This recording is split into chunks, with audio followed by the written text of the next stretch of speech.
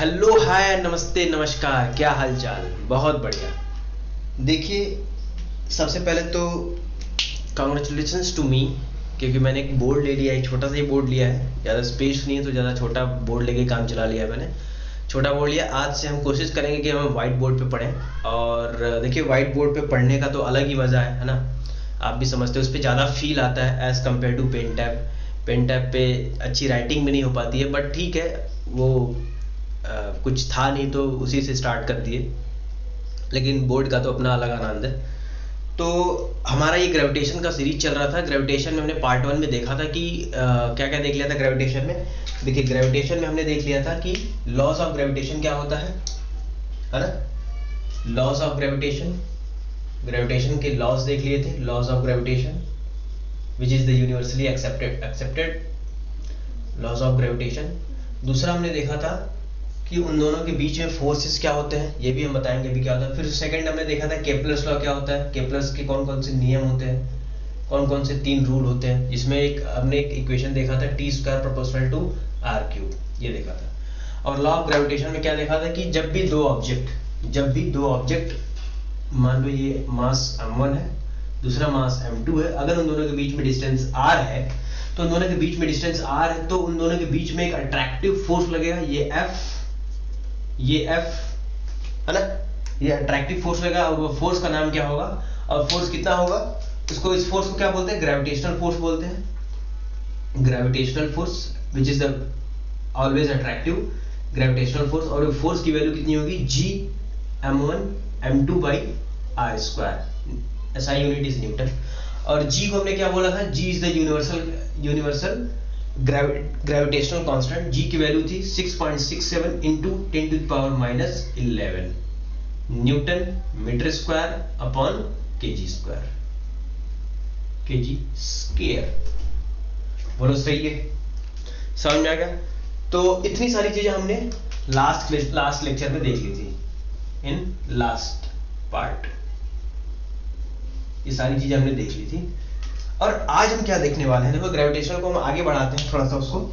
आज हम देखेंगे इसमें कि फ्री फॉल क्या होता है और एक्सेलरेशन ड्यू टू ग्रेविटी क्या होती है, वो कैसे उसको इक्वेशन आता है। आपने सुना होगा स्मॉल जी की वैल्यू हम डिराइव करेंगे कि उसमें कैसे आता है, क्या आता है, वो सारी चीजें हम इसमें देखने वाले हैं। तो सबसे पहले हम स्टार्ट करते हैं, देखो गैलीलियो साहब के ऑब्जर्वेशन से। गैलीलियो ऑब्जर्वेशन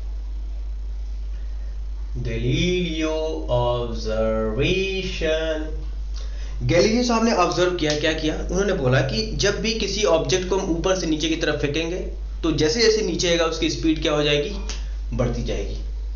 अगर हम किसी ऑब्जेक्ट को ऊपर से नीचे की तरफ फेंकेंगे तो नीचे जैसे जैसे आएगा उसकी स्पीड क्या होगी, बढ़ेगी। उसकी स्पीड बढ़ेगी, इसका मतलब उसमें कुछ ना कुछ एक्सेलरेशन आएगा, उसमें एक्सेलरेशन प्रोड्यूस होगा which is constant. Acceleration produce होगा, ठीक है। एक्सेलरेशन, एक मिनट, हाँ, एक्सेलरेशन प्रोड्यूस होगा, ठीक है जी। फिर उन्होंने बोला कि एक ऑब्जेक्ट को मैं लेता हूं, जैसे मान लो कि एक मैं कॉइन लेता हूं, 5 रुपए का कॉइन ले लिया, और दूसरा एक फीदर ले लिया, पंख ले लिया, ठीक है। कॉइन को अगर मैं दोनों को मैं सेम हाइट से गिराऊं, नीचे एक h हाइट है, नीचे सेम हाइट से गिराऊं, तो कौन जल्दी नीचे आएगा, आप बताओ। ये कॉइन है, ये क्या है, कॉइन है, ये कॉइन है, और ये क्या है, पंख है। पंख समझते हो ना, फेदर, पंख है। अब कौन जल्दी नीचे आएगा, ऑब्वियस सी बात है, कौन जल्दी नीचे आएगा, बताओ, जल्दी बताओ। ऑब्वियसली कॉइन सबसे पहले आएगा। जब तक कॉइन यहाँ आएगा तो फेदर इधर ही रहेगा, कॉइन पहले पहुंच जाएगा। तो इससे क्या हम जनरलाइज कर सकते हैं कि जो भारी ऑब्जेक्ट होगा वो जल्दी नीचे आ जाएगा, ऐसा बोल सकते हैं? नहीं, इस बात को हम जनरलाइज नहीं कर सकते। क्यों जनरलाइज नहीं कर सकते? अगर आप एक एग्जांपल लो, जैसे मैं एक एग्जांपल लेता हूं, कौन सा एग्जांपल, अगर मैं एक एग्जांपल लेता हूं, एक मैं 5 किलो का एक ऑब्जेक्ट लेता हूं, दूसरा मैं 5.5 किलो का ऑब्जेक्ट लेता हूं, लेट से 6 केजी के लेता हूं, 6 केजी के लेता हूं। दोनों को एक सेम हाइट से नीचे की तरफ गिराता हूं, दोनों को मैं सेम हाइट से नीचे की तरफ गिराऊंगा, तो कौन जल्दी आएगा?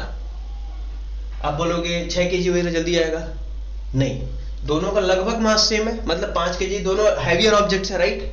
तो दोनों लगभग, आप नीचे गिराओगे तो आप देखोगे साइमल्टेनियसली, लगभग साइमल्टेनियसली दोनों नीचे आ जाएंगे, साइमल्टेनियसली मतलब एक साथ लगभग दोनों नीचे आ जाएंगे। तो आप तो ये बोल ही नहीं सकते ना कि जिसका ऑब्जेक्ट का जो हैवी ऑब्जेक्ट होगा वो जल्दी नीचे आएगा, ऐसा बिल्कुल बोलना क्या है, गलत है।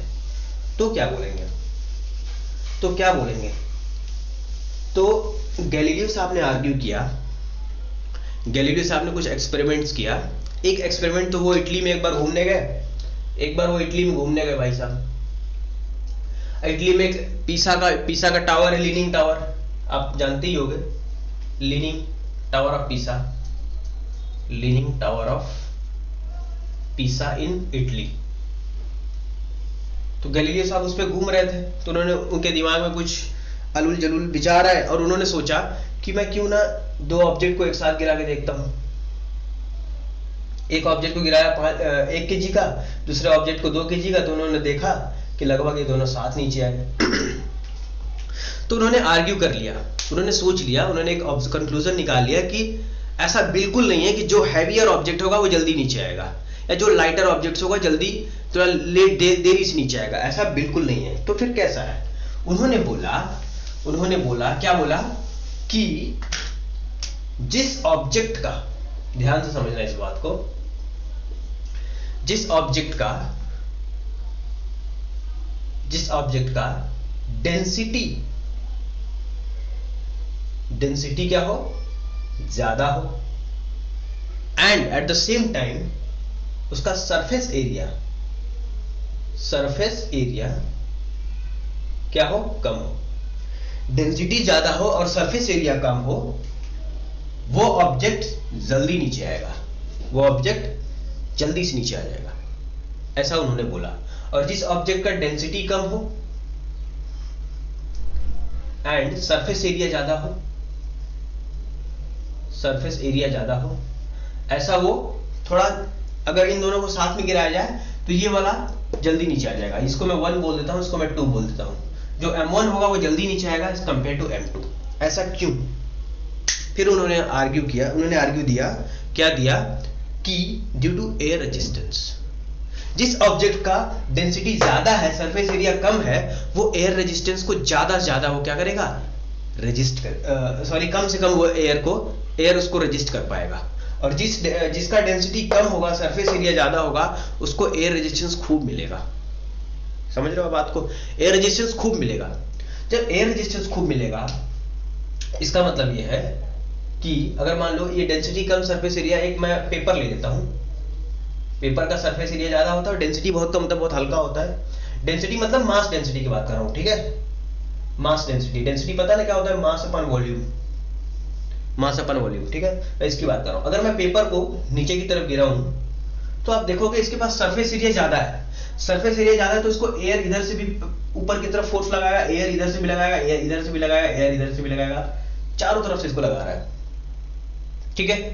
तो इसके ऊपर नेट फोर्स ऊपर की तरफ ज्यादा है एज कंपेयर टू mg, हालांकि ज्यादा नहीं है बट लगभग बराबर है। अगर मान लो नेट फोर्स ऊपर F लग रहा है, नीचे उसका वेट है नीचे की तरफ, ग्रेविटेशनल फोर्स है, वेट मतलब ग्रेविटेशनल फोर्स है नीचे की तरफ, तो ग्रेविटेशनल फोर्स थोड़ा सा ही ज्यादा है, इसीलिए इसको एक्सेलरेशन इसका बहुत कम है, धीरे धीरे ये नीचे की तरफ आ रहा है, ठीक है, धीरे धीरे क्या हो रहा है, नीचे की तरफ आ रहा है, क्योंकि इसका सरफेस एरिया ज्यादा और डेंसिटी कम है, तो इस पे एयर रेजिस्टेंस खूब लग रहा है। अगर मैं एक कॉइन की बात करूं, एक सिक्के की बात करूं तो इसका देखो सरफेस एरिया बहुत कम है, और एक तो हैवियर ऑब्जेक्ट है, मतलब डेंसिटी ज्यादा है। जब डेंसिटी ज्यादा है और सरफेस एरिया कम है तो इस पे एयर रेजिस्टेंस बहुत कम लगेंगे नीचे से। एयर रेजिस्टेंस मतलब ऊपर से ये एयर का जो फोर्स लगेगा ऊपर की तरफ बहुत कम लगेगा। रेजिस्टेंस मतलब समझ रहे हो ना, रोकना, रेजिस्ट करना, किसी चीज को अपोज करना, तो ये कम कर रहा है, ये मतलब इसमें कम हो रहा है, इसमें ज्यादा हो रहा है, इसलिए ये कम हो रहा है। और ग्रेविटेशनल फोर्स जो नीचे की तरफ है, अर्थ आपको पता है लॉज ऑफ ग्रेविटेशन, अर्थ अपनी तरफ अट्रैक्ट करती चीजों को, तो ये अट्रैक्ट करती है, तो इसका जो फोर्स है बहुत ज्यादा है और ऊपर वाला फोर्स बहुत कम है, और यहाँ पे ये फोर्स इतना है, तो ये फोर्स लगभग बराबर है, या फिर थोड़ा सा ही कम है ये F, ठीक है, थोड़ा सा F कम है, F कम होगा, अगर बराबर हो जाएगा ना तो ये बिल्कुल हवा में घूमता रह जाएगा, बिल्कुल हवा में ऐसे ही जादू हो जाएगा बिल्कुल, जबकि ऐसा पॉसिबल नहीं है, कुछ ना कुछ इस पे फोर्स लगेगा, ग्रेविटी का फोर्स थोड़ा ज्यादा होगा तभी वो नीचे आएगा, अगर नहीं आएगा, दोनों बराबर हो जाएगा तब तक हवा में हो जाएगा। तो इसलिए उन्होंने बोला कि ड्यू टू एयर रेजिस्टेंस के कारण उन्होंने ये कंक्लूजन निकाला कि जिस भी ऑब्जेक्ट का डेंसिटी ज्यादा हो और सरफेस एरिया कम हो वो जल्दी नीचे आएगा, और जिस भी ऑब्जेक्ट का डेंसिटी कम हो और सरफेस एरिया ज्यादा हो वो थोड़ा लेट नीचे आएगा, थोड़ा देरी से आएगा एज कंपेयर टू पहले वाला। फिर उन्होंने बोला कि अगर हम एयर रेजिस्टेंस हटा दें, एयर का रेजिस्टेंस हटा दें, मतलब वैक्यूम क्रिएट करते, वैक्यूम मतलब कि कोई भी एटमॉस्फेयर नहीं है सॉरी, कोई भी एटमॉस्फेयर नहीं है, ठीक है, मतलब सारा वैक्यूम, सारा एयर हमने सक कर लिया, मतलब एयर रेजिस्टेंस हटा दिया, ठीक है। अगर एयर रेजिस्टेंस हटा दिया तो तब उन्होंने बोला दोनों साथ नीचे आएंगे, अगर एयर रेजिस्टेंस हटा दिया तो दोनों साथ नीचे आएंगे। ऐसा तो उन्होंने सिर्फ बोला, और बोलने के बाद वो स्वर्गवास हो गए, निकल लिए यहां से। तो फिर उनके बाद एक साइंटिस्ट है जिनका नाम था रॉबर्ट बॉयल, जिनका क्या नाम था, रॉबर्ट बॉयल। बॉयल्स लॉ आपने पढ़ा, P प्रोपोर्शनल 1/V, नहीं पढ़ा होगा तो पढ़ लेंगे बाद में, 11th में है एक्चुअली ये। कौन साइंटिस्ट है, रॉबर्ट बॉयल। इन्होंने क्या बोला, इन्होंने ऐसा तो गैलीलियो साहब तो बोल के चले गए थे कि अगर एयर रेजिस्टेंस हटा दें तो फिर कुछ नहीं होगा, मतलब दोनों साथ में नीचे आएंगे। अरे यार उधर चल, सॉरी वो माइक को बोल रहा था, वायर को, ठीक है। तो उन्होंने क्या किया, उन्होंने एक ट्यूब लिया उन्होंने एक ऐसा ट्यूब लिया, ये ऐसा उन्होंने एक ट्यूब लिया, ठीक है, ऐसा ट्यूब लिया, इसमें से एयर को सक कर लिया, पंप से, पंपिंग के थ्रू एयर को इसमें सक कर लिया। अब ये बन गया वैक्यूम। अब ये ट्यूब कैसा बन गया, वैक्यूम बन गया। अब ये वैक्यूम बन गया, इसमें रख दिया हमने, इसमें क्या रख दिया, एक तो उन्होंने एक पेपर रख दिया और एक कॉइन रख दिया, ठीक है। अच्छा, बाहर कॉइन और पेपर रख रहे थे तो कॉइन जल्दी आ रहा था, कॉइन जल्दी आ जा रहा था, पेपर तो इधर ही रह जा रहा था, ठीक है। उन्होंने क्या किया, एक ट्यूब लिया, वैक्यूम, उसको वैक्यूम बना लिया, एक नीचे रख दिया कॉइन और रख दिया पेपर। अब इसको इन्वर्ट कर दिया। अब जैसे इसको इन्वर्ट किया, उल्टा कर दिया, मतलब ऐसे रखा था, अब इसको ऐसे कर दिया। ऐसे रखेंगे तो नीचे की तरफ गिरेगा, ऑब्वियस सी बात है। तो ये कॉइन नीचे की तरफ गिरा, दोनों साथ में नीचे गिरे, कॉइन भी और पेपर भी, दोनों साथ में आए। तो इन्होंने एक्सपेरिमेंट करके बता दिया कि नहीं भाई साहब, गैलीलियो साहब गलत नहीं बोल रहे थे, सही बोल रहे थे वो, ठीक है जी। तो उन्होंने सही बोला। तो उससे क्या हुआ, तो इससे यही कंक्लूजन निकलता है कि उनका जो बोलना था कि डेंसिटी कम और सरफेस एरिया ज्यादा, वो उनका बोलना, उनका जो पॉइंट था वो बहुत वैलिड था, बहुत जेन्युइन पॉइंट बोल रहे थे वो, ठीक है। अब देखो कि इन्होंने बोल दिया कि वो एक्सेलरेशन, ये इन्होंने बोल दिया कि जब भी कॉइन या फिर कोई भी ऑब्जेक्ट ऊपर से नीचे की तरफ आएगा तो उसकी स्पीड में इंक्रीमेंट होगा, उसकी स्पीड बढ़ेगी, नीचे की तरफ आएगा तो। अगर नीचे से ऊपर की तरफ फेंकेंगे तो उसकी स्पीड क्या होगी, कम होगी। यहाँ पे स्पीड उसकी बढ़ेगी। उसकी स्पीड बढ़ने का मतलब कि चेंज इन वेलोसिटी, ठीक है। चेंज इन वेलोसिटी का मतलब एक्सेलरेशन। अगर कहीं वेलोसिटी में चेंजेस आ रही है तो इसका मतलब कि वो कहीं ना कहीं एक्सेलरेशन का फैक्टर उसमें आ रहा है। अब एक्सेलरेशन का फैक्टर आ रहा है, इसका मतलब कि कुछ ना कुछ एक्सेलरेशन हो रहा होगा। जब भी ऑब्जेक्ट ऊपर से नीचे की तरफ आएगी तो उसमें एक्सेलरेशन तो होगा ही होगा, इसका मतलब तो ये है। अगर नीचे से ऊपर की तरफ जाएगी तब भी एक्सेलरेशन होगा, ऐसे फेंकेंगे, किसी एंगल पे फेंकेंगे तब भी एक्सेलरेशन होगा, मतलब एक्सेलरेशन तो है कहीं ना कहीं। अब वो देखते हैं एक्सेलरेशन क्या है और कैसे आता है। देखो, ये है अपना ग्राउंड, समझा, ग्राउंड सरफेस है, और हमने ये ऑब्जेक्ट लिया मास m का। ये तो हमने गैलीलियो ऑब्जर्वेशन खत्म हो गया। अब हम नेक्स्ट टॉपिक हमारा क्या चल रहा है, एक्सेलरेशन। एक्सेलरेशन ड्यू टू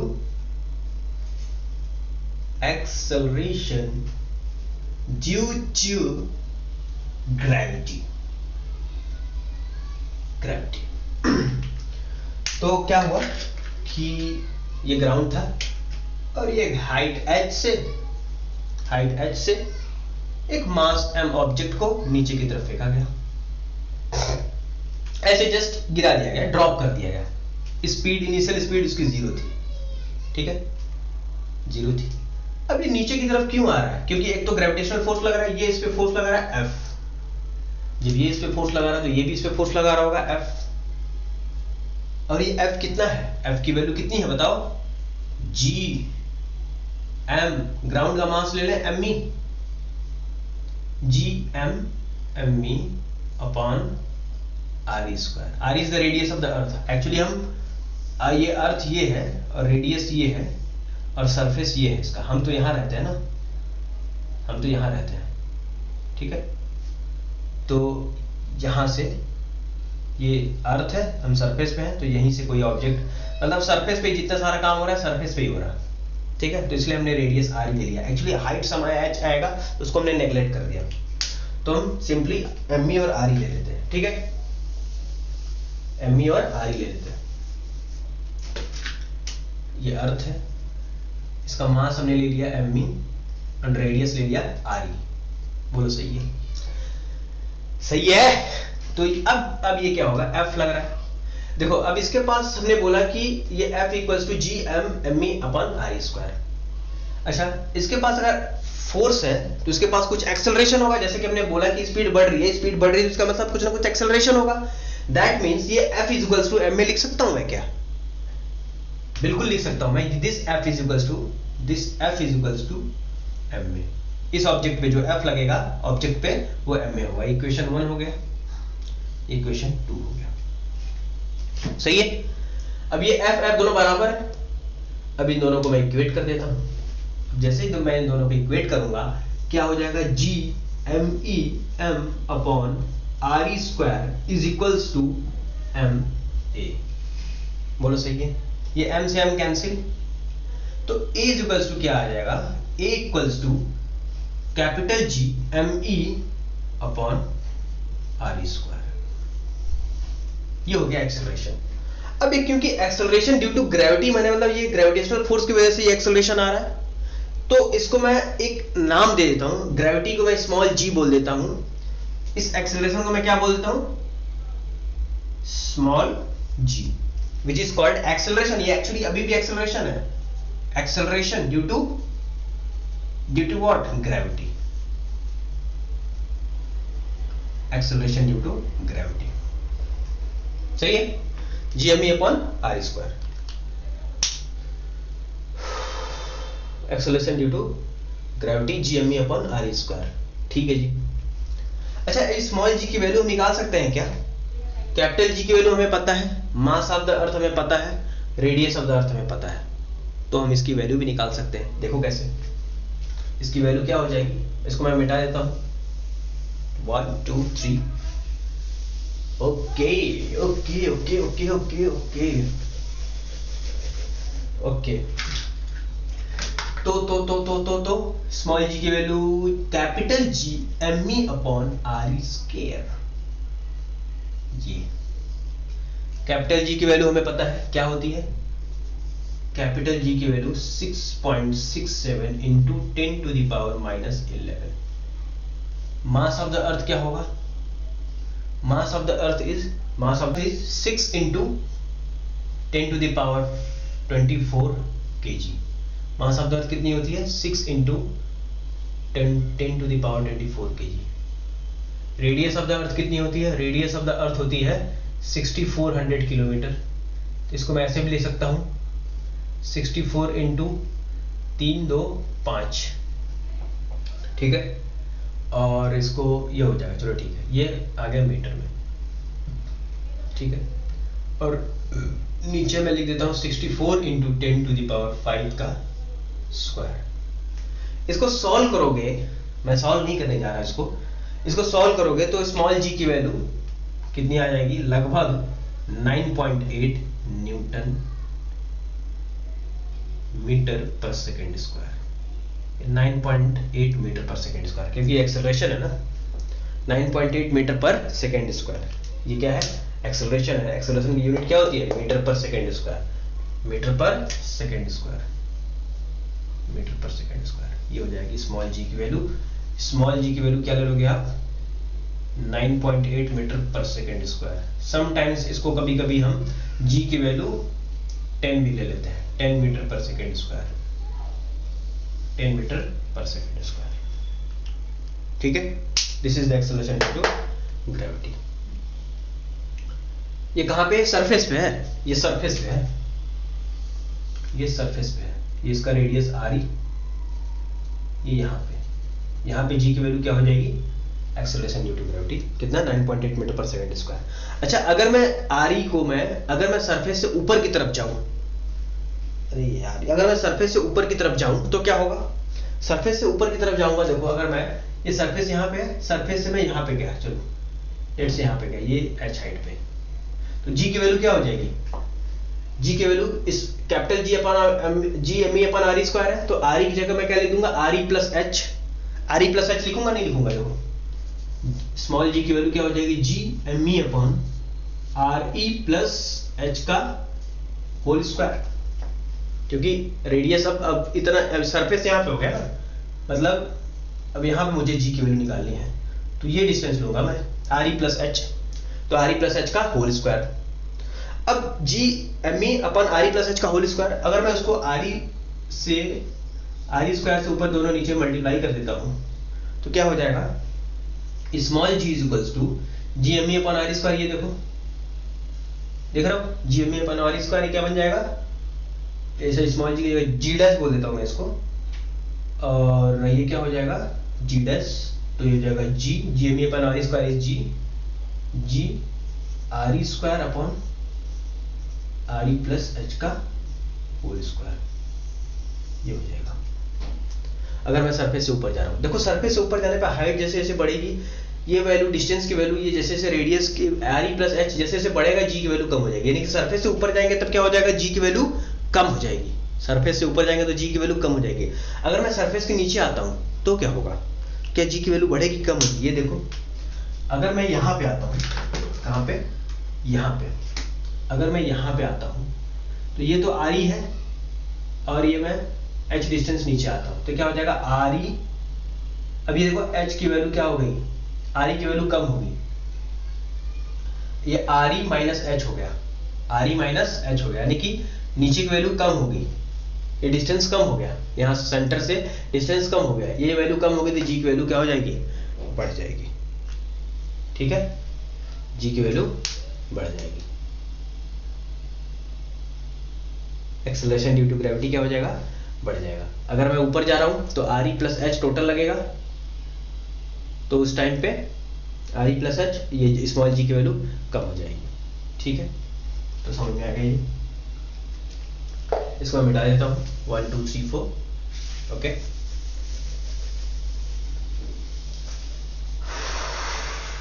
तो जी की वैल्यू कितनी आ गई? 9.8 न्यूटन, सॉरी न्यूटन क्यों बोल रहा हूं मैं, जी की value 9.8 metre per second square है। ठीक है, देखो there is difference between small G and capital जी।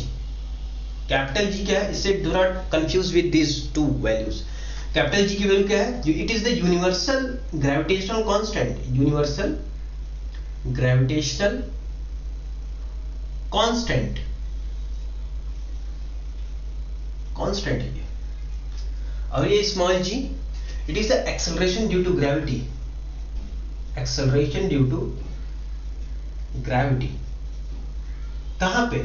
अर्थ पे। अगर मैं मुझे अगर acceleration due to gravity moon पे निकालना है तो उसकी वैल्यू अलग हो जाएगी, लेकिन मून पे कैपिटल जी की वैल्यू सेम रहेगी, क्योंकि ये यूनिवर्सली एक्सेप्टेबल है हर जगह, यूनिवर्स में कहीं भी। लेकिन ये यूनिवर्सली एक्सेप्टेबल नहीं है, ये स्मॉल जी की वैल्यू सिर्फ अर्थ पे है, जी की वैल्यू सिर्फ 9.8 मीटर पर सेकंड स्क्वायर सिर्फ अर्थ पे है। मून पे कुछ अलग हो जाएगी, मून पे कितना हो जाएगी हम देखेंगे। ठीक है, तो जी स्मॉल जी की क्या फॉर्मूला था? Capital G M E upon R E square. ठीक है, यही है। अगर मैं इसको मास ऑफ द अर्थ की जगह मास ऑफ द मून कर दूं तो क्या दिक्कत है? मैं इसको ऐसे भी तो लिख सकता हूं, लेट्स से मैं इसको लिख लेता हूं g dash is equals to g mass of the moon upon radius of the moon का स्क्वायर। जब इसकी वैल्यू सॉल्व करोगे, मास ऑफ द मून रखोगे और रेडियस ऑफ द मून रखोगे, जो फैक्ट है, फैक्ट आपको भी याद नहीं करना, मुझे भी नहीं याद है, ठीक है। तो बस सिंपली मास ऑफ द अर्थ याद रखो, रेडियस ऑफ द अर्थ याद रखो, और कुछ किसी चीज को याद रखने की जरूरत नहीं है। तो डेटा में बात कर रहा हूँ, ठीक है। मास ऑफ द मून की वैल्यू रखोगे, रेडियस ऑफ द मून की वैल्यू रखोगे, जी की वैल्यू रखोगे, तो कितनी वैल्यू आ जाएगी? ये आ जाएगी आपकी g/6। जी डैश कितनी आ जाएगी? g/6। मैं इसको कैलकुलेट नहीं कर रहा हूं, बट बस बता दे रहा हूं, जी डैश। तो जी ऑन द मून कितना हो जाएगा? g/6। तो अर्थ पे एक्सेलरेशन ड्यू टू ग्रेविटी कितना हो जाएगा? g/6 हो जाएगा, ठीक है। g/6, excuse me.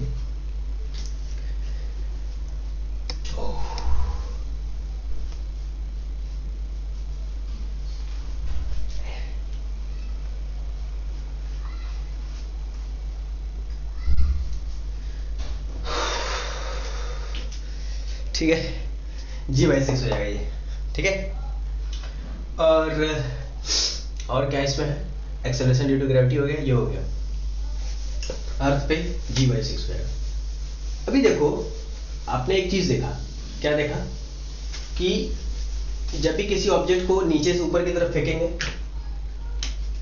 सॉरी ऊपर से नीचे की तरफ फेंकेंगे, ऊपर से नीचे की तरफ, तो उस पर एक्सेलरेशन ड्यू टू ग्रेविटी लगेगा स्मॉल g। अगर मैं नीचे से ऊपर की तरफ फेंकूंगा तब भी एक्सेलरेशन ड्यू टू ग्रेविटी लगेगा स्मॉल g, क्योंकि एक्सेलरेशन और नीचे, ये एक्सेलरेशन हमेशा नीचे की तरफ लगेगा। क्यों? क्योंकि ग्रेविटेशनल फोर्स उसको नीचे की तरफ खींचती है, तो उसकी वजह से फोर्स, इसकी वजह से एक्सेलरेशन आ रहा है, ठीक है। तो नीचे की तरफ एक्सेलरेशन लगेगा, ठीक है, स्मॉल g, तब भी नीचे की तरफ लगेगा। अगर मैं किसी एंगल में फेंकता हूं, अगर मैं किसी एंगल में फेंकता हूं, इस तरह से मान लो किसी एंगल में फेंकता हूं, लेट से थीटा, तब भी उसके अंदर एक एक्सेलरेशन होगा जो कि नीचे की तरफ लगेगा, acceleration due to gravity, which is हर जगह क्या होगी? जी लगेगी, ठीक है। तो आप किसी भी एंगल पे, आप नीचे से ऊपर की तरफ फेंको, ऊपर से नीचे की तरफ फेंको, किसी एंगल पे फेंको, जो भी एक्सेलरेशन नीचे की तरफ लगेगा वो कितना होगा? जी, स्मॉल जी। बोलो सही है। अब इस पे अगर मैं ऊपर से नीचे की तरफ फेंक रहा हूं, मान लो नीचे से ऊपर की तरफ ऑब्जेक्ट आ रहा है, तो उसमें इक्वेशन ऑफ मोशन को कैसे अप्लाई करेंगे, इक्वेशन ऑफ मोशन को कैसे यूज करेंगे इस चीज में, ये देखने वाली बात है। देखो, हमको याद है फर्स्ट इक्वेशन ऑफ मोशन, पहला इक्वेशन ऑफ मोशन क्या था? v equals to u plus at, ठीक है। दूसरा इक्वेशन ऑफ मोशन क्या था? s इक्वल्स टू ut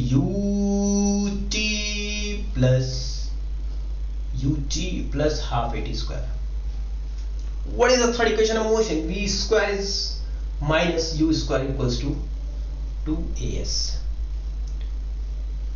मैं एरो क्यों बना रहा हूं पता है? मैं एनालॉजी कर रहा हूं। वहां पे एक्सेलरेशन था, कांस्टेंट था, कांस्टेंट एक्सेलरेशन था, ये कांस्टेंट एक्सेलरेशन के लिए है सारी इक्वेशन। और जो स्मॉल g की वैल्यू है वो भी तो कांस्टेंट है, वो कौन सा चेंज हो रहा है? स्मॉल g की वैल्यू तो कांस्टेंट है, 9.8 मीटर पर सेकंड स्क्वायर। तो मैं इसको इस फॉर्म में लिख सकता हूं क्या? इक्वेशन ऑफ मोशन के फॉर्म में। देखो कैसे लिख सकता हूं, v इज इक्वल्स टू, बस एक ही जगह क्या कर देना है? g पुट कर देना है, g, बिल्कुल सही। v is equals to u plus gt, पहला equation of motion. s equals to ut plus half gt square, second equation of motion. Third में v square minus u square equals to 2g। s की जगह मैं क्या लिख सकता हूं? h लिख सकता हूं, h, क्योंकि s तो उसमें ऐसे था, लीनियर था, इस डायरेक्शन में था। अभी h क्या है? वर्टिकल है। अभी s की वैल्यू डिस्प्लेसमेंट कैसा हो गया? वर्टिकल। तो मैं s की जगह मैं h लिख सकता हूं बड़े आराम से, कोई दिक्कत वाली बात नहीं है। v square minus g square equals to 2gh। This is the first, this is the second, this is the third, ठीक है, ठीक है। इस चीज को आप नोट कर लो। v equals to u plus gt, h equal to ut plus half gt square, v square minus g square equals to 2gh। अब एक न्यूमेरिकल देख लेते हैं। न्यूमेरिकल देखो, इसको मैं हटा देता हूं, ध्यान से देखो क्या बोल रही है।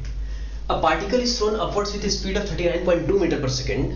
A particle is thrown upwards with a speed of 39.2 meter per second.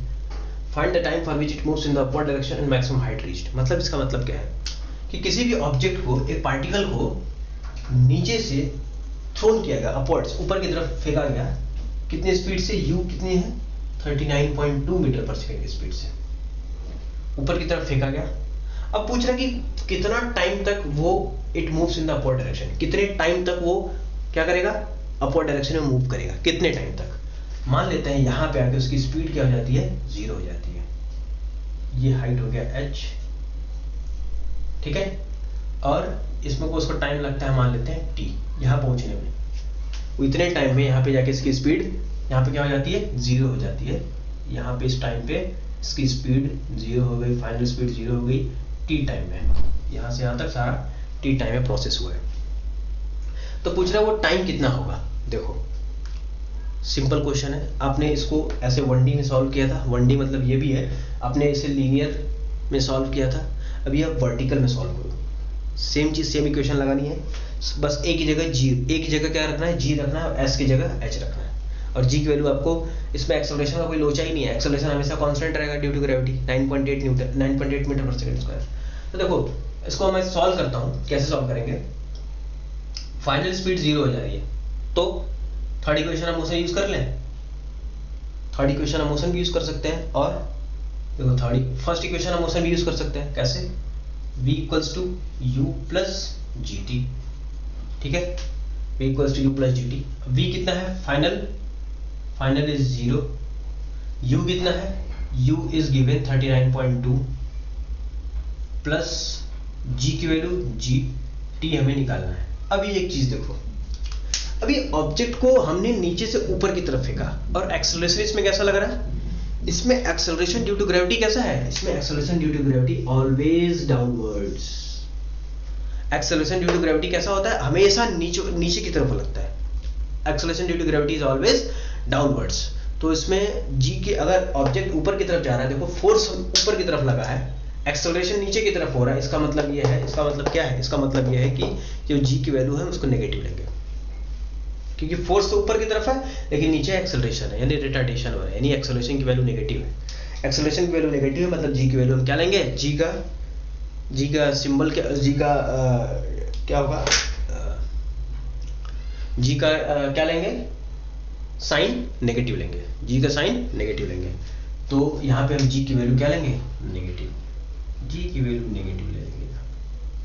क्यों नेगेटिव लेंगे पता है, अगर हमने नीचे से ऊपर की तरफ फेंका तो जी नीचे की तरफ लग रहा है, ऑब्जेक्ट ऊपर की तरफ जा रहा है, तो डिस्प्लेसमेंट ऊपर की तरफ हो रहा है लेकिन एक्सेलरेशन नीचे की तरफ है, तो जी की वैल्यू नेगेटिव, जी का साइन नेगेटिव। अगर हम किसी ऑब्जेक्ट को ऊपर से नीचे की तरफ फेंके तो देखो इसमें डिस्प्लेसमेंट भी नीचे की तरफ हो रहा है, डिस्प्लेसमेंट भी नीचे की तरफ हो रहा है और एक्सेलरेशन ड्यू टू ग्रेविटी भी नीचे है, तो दोनों डायरेक्शन सेम है, तो इसमें जी पॉजिटिव ले लेंगे, उसमें जी नेगेटिव ले लेंगे। समझ आएगा क्या, किसी ऑब्जेक्ट को नीचे से ऊपर की तरफ फेंकेंगे तो जी नेगेटिव, जी ऊपर से नीचे की तरफ फेंकेंगे तो जी पॉजिटिव। समझ में आ गया। तो जी की वैल्यू नेगेटिव लेंगे, तो मैं इसको सॉल्व करूंगा, जी टी इधर आ जाएगा, g t is equals to 39.2, तो t is equals to 39.2 upon g, ये आपका आंसर आ जाएगा। जी की वैल्यू कितनी होती है, 9.8 मीटर पर सेकंड स्क्वायर, लेकिन मैंने यहाँ पे क्वेश्चन में गिवन कर दिया है जी की वैल्यू आप 10 मीटर पर सेकंड स्क्वायर ले सकते हो, तो आप यहाँ से ले लो, जी की वैल्यू 10 रख लो, 39.2 अपॉन 10 कितना हो जाएगा, ये हो जाएगा 3.92 सेकंड, यानी कि 3.92 सेकंड में ये यहाँ पे जाके उसकी स्पीड क्या हो जाएगी, 0 हो जाएगी। ठीक है, अब दूसरा क्वेश्चन पूछा है फाइंड मैक्सिमम हाइट रीच, वो कितनी मैक्सिमम हाइट रीच करेगा, कितनी मैक्सिमम हाइट तक पहुंचेगा, ये h की वैल्यू कितनी होगी। तो सिंपल है यार, थर्ड इक्वेशन हम मोशन यूज कर लो ना, थर्ड इक्वेशन हम मोशन यूज करोगे, v square minus u square equals to 2gh, v को क्या करना है 0, वहां पे स्पीड 0 हो जा रही है, और minus u square is equals to, देखो माइनस 2gh लिखूंगा मैं, क्यों लिखूंगा माइनस 2gh, क्योंकि g की वैल्यू मुझे, g का साइन मुझे नेगेटिव लेना है, क्यों, क्योंकि ये ऑब्जेक्ट ऊपर की तरफ जा रहा है, तो एक्सेलरेशन ड्यू टू ग्रेविटी नीचे की तरफ है, तो g की वैल्यू, g का साइन नेगेटिव, तो ये माइनस से माइनस कैंसिल हो जाएगा, तो h इक्वल्स टू हो जाएगा u स्क्वायर अपॉन 2g, और u की वैल्यू कितनी है 39.2 का स्क्वायर अपॉन g की वैल्यू 10, तो हो जाएगा 39.2 इंटू 39.2 अपॉन 20। इसको आप सॉल्व करोगे तो सॉल्व करोगे कितना आएगा, ये हो जाएगा 10 और ये हो जाएगा, मान लो इसको मैं 100 लिख लेता हूँ, ये हो जाएगा 6। ठीक है, तो ये कितना 0.4 मीटर, 78.4 मीटर। ठीक है, 78.4 मीटर। इसको सॉल्व करोगे तो समझ आ गया। ये पहला क्वेश्चन होगा आज का, समझ आ गया होगा, बहुत आसान सा क्वेश्चन था। दूसरा क्वेश्चन देखते हैं, आगे बढ़ते हैं, दूसरा क्वेश्चन देखते हैं।